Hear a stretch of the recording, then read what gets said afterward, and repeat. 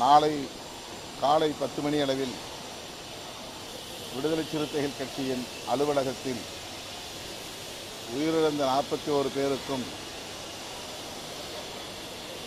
அஞ்சலி செலுத்த உள்ளோம். 41 மெழுகுவர்த்திகளை ஏற்றி வைத்து அந்த தோழர்களை நினைவு கூர்ந்து அவர்களுக்கு வீர வணக்கம் செலுத்த இருக்கிறோம்.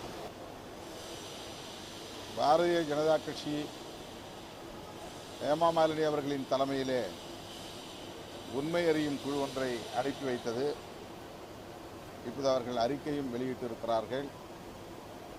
மாவட்ட ஆட்சி நிர்வாகத்தின் தோல்விதான் இதற்கு காரணம் என்று குற்றம் சாட்டியிருக்கிறார்கள்.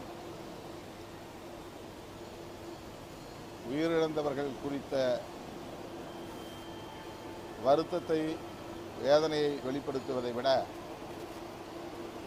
திமுக அரசின் மீது, ஆட்சி நிர்வாகத்தின் மீது குற்றம் சுமத்துவதே அவர்களின் நோக்கம் என்பதை இதிலிருந்து அறிய முடிகிறது. இந்த விவகாரத்தில் முதலமைச்சர் அவர்கள் மேற்கொண்ட நடவடிக்கைகளும் அவருடைய அணுகுமுறைகளும் மிகுந்த பெருந்தன்மை வாய்ந்ததாக அமைந்துள்ளது. கட்சிக்கு அப்பாற்பட்ட நிலையிலும் பலரும் அவரை பாராட்டும் வகையில் அவருடைய நடவடிக்கைகளும் அணுகுமுறைகளும் அமைந்திருந்தன என்கிற நிலையில் பாஜக, RSS உள்ளிட்ட சில அமைப்புகள் வேண்டுமென்றே திட்டமிட்டு இதை ஆதாயம் கருதி அரசியலாக்க முயற்சிக்கிறார்கள். மேனால் முதலமைச்சர், அதிமுக பொதுச் செயலாளர், எதிர்க்கட்சித் தலைவர் திரு எடப்பாடி பழனிசாமி அவர்களும் இதை வைத்து அரசியல் செய்கிறாரே தவிர உண்மை நிலையை நாட்டு மக்களுக்கு உணர்த்த அவர் தயாராக இல்லை என்பது கவலை அளிக்கிறது. குறிப்பாக இஸ்லாமியர், கிறிஸ்தவர் உள்ளிட்ட சிறுபான்மையினரின் வாக்குகளை சிதறடிக்க வேண்டும், அதற்கு விஜய் பயன்படுவார் என்று பாஜக நம்புகிறது. அதன் அடிப்படையில் தான் அவர்கள் காய்களை நகர்த்துகிறார்கள், வலிந்து ஆதரவு நல்குகிறார்கள்.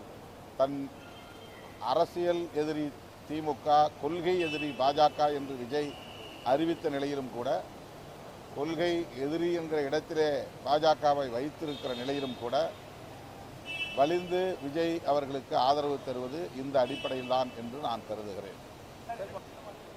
இது ரெண்டும் ஒன்றும் முரண்பாடு கிடையாது. அவங்க கூட இருக்கிறவங்கெல்லாம் பாஜக, RSS காரர்கள், அவர்கள் இவரை தவறாக வழிநடத்துகிறார்கள் என்பது ஒரு நிலை. தேர்தல் உத்தி என்று வருகிற போது அவரை கூட்டணியிலே சேர்த்து கொள்ளாமல் அவரை திமுகவுக்கு எதிராக நிறுத்துவது என்கிற ஒரு நிலை. இரண்டும் முரண்பாடானதல்ல.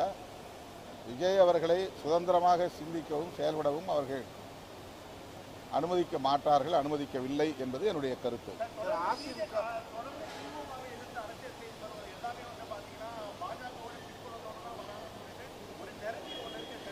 நேரட்டிவ்லாம் இல்லை, அதுதான் உண்மை. கற்பனையாக யாரும் சொல்லலை, கதையாக யாரும் கட்டுக்கதை பண்ணலை, யாரும் யூகத்தில் பேசலை.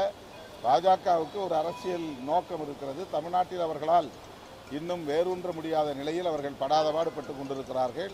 பிற மாநிலங்களில் அவர்களுடைய சித்து வேலைகள் எடுபடுகின்றன, தமிழ்நாட்டில் எடுபடவில்லை. அதற்காக பலரை தங்களின் பிரதிநிதியாக வெவ்வேறு முகமூடிகளை போட்டுவிட்டு இறக்கி விடுகிறார்கள். இது யூகமான ஒன்றல்ல, இதுதான் உண்மையும் கூட. இது மாதிரி நடந்தால் அப்புறம் ரோட் ஷோவுக்கு தடை விதிக்க தான் செய்வாங்க. நமக்கும் பொறுப்பு இருக்குல்ல, ஒரு கட்சியை வழிநடத்தக்கூடிய தலைவர்களுக்கும் பொறுப்பு இருக்கிறது. அவ்வாறு இல்லாமல் எல்லாவற்றுக்கும் போலீஸ் தான் காரணம், ஆட்சியாளர்கள் தான் காரணம் என்று அதை திசை திருப்புவது சரியல்ல.